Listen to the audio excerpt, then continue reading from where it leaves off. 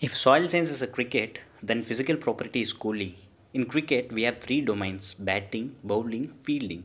In case of texture, it is sand, silt, and clay, and its relative proportions form a texture of a soil. One can't alter the consistency of Kohli, same as such soil texture can't be altered. All particles less than 2 mm is called fine earth. Sand, silt, and clay are called fine earth because their size is less than 2 mm. In case of clay, since the first letter C is the third letter in the alphabet, remember you should have three values after decimal, so it is 0.002.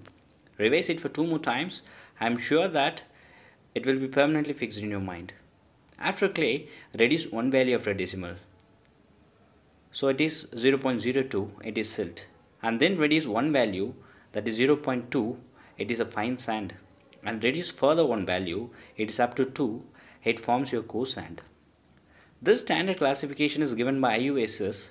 The brief history about IUSS was already discussed in the World Soil Day lecture. Those who have not watched it, kindly have a look on it. And in case of USDA, it is same as for clay. In case of IUSS and USDA, the clay is same, but it is 0.05 for silt instead of 0.02, which is in case of IUSS. And friends, from here onwards, you multiply the value by 2. So in case of silt in USDA, it is 0.05, and multiply the values by 2, it forms 0.1, and 0.1 into 2, it is approximately around 0.25, and 0.25 into 2, it is 0.5, and 0.5 into 2, it is 1. And what are all these values? 0.25, 0.5, 1, 2 mm. So this forms the range for very fine sand, fine, medium, very coarse, and coarse sands. A soil and soul are synonym. My flesh is a clay and my skeleton is a sand and silt. Friends, kindly look at the basic soil texture classes names. There are 12 soil texture classes from sand to clay.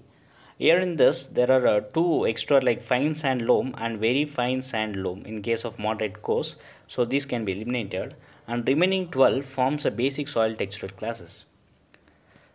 From sand to clay, if you travel, most of the physical properties and chemical properties varies uniformly in an ascending or a descending way. In exams, you may get questions like with these textual classes, and they will be asking you to arrange them in one or an either way. So the next is different separates like sand, silt, and clay. If a texture is said to be a sand, at least 70% of the total texture should be composed of sand and clay less than 15%. If a texture is to be called as silt, the silt should contribute at least 80% and clay less than 12%.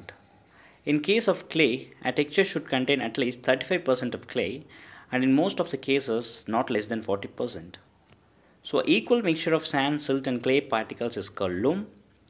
A soil can be regarded as a conducive for a crop growth or a crop production if it has 10 to 20% of clay and 5 to 10% of organic matter, and rest equally shared among sand and silt. So this we normally called as a clay loam or sometimes sandy clay loam, which all depends on contributions made by a sand and its co-partner clay. Here are some few important tidbits for competitive exams. So all our particle size analysis is based on which law? It is based on Stokes law. And density of soil particles, it is 2.65 gram per centimeter cube or megagram per meter cube. The units are very important, friends.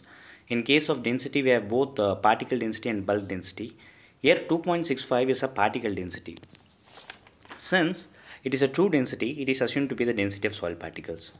So, and the coefficient of viscosity, which is 0.0015, again the number of zeros after the point is very important, and the acceleration due to gravity, which is 981 centimeter per second or 9.8 meter per second square. The Robinson International Pipette method is used for textural determination, which is the more accurate one, but if you are expert in soil, no doubt you can make it by field method itself. Here are a few terminologies which is very important in case of physical properties of soil, and first of it is addition and cohesion. If a bat and a ball attract, take for an example, if a bat and a ball attracts, it is called addition since they are different. If a bat and a bat attracts, it is called cohesion. So a molecular attraction of two substances which are unlike, it is bat and ball, it is unlike, so it is addition. And if it is same, it is bat and a bat, it is cohesion. If it is a bat and a ball, it is different and it is addition. If it is a bat and a bat, it is same, it is a cohesion. So friends, by this I hope you will be fit with what is soil additions and soil cohesion. In case of addition, it will be different. It will be soil solids along with water, and in case of cohesion, it will be water and water. So the next important thing is soil consistency. So before going to soil consistency, we should be knowing that what is a soil consistency. The soil consistency is one which determines how both this cohesion and additions act within the soil at various moisture constants, and its behavior towards the gravity, pressure, thrust and pull. The tendency of the soil mass to adhere to the foreign bodies, and all this sensation what I explained can be evidenced by a feel of a finger by an observer, right? Though all this addition, cohesion, and its behavior towards the gravity, pressure, or thrust or pull, and the tendency of a soil mass to adhere to the foreign bodies. So these are few sensation which is observed during the case of addition or cohesion, and it can be evidenced as a feel by a fingers of the observer. And crusting. So this is one of the most important physical phenomena, and it is one of the most important physical problem, and it is mainly due to the impact of a raindrop. So friends, please don't forget to like, share, comment and subscribe in order to make this channel as consistency as Kohli. Thank you friends.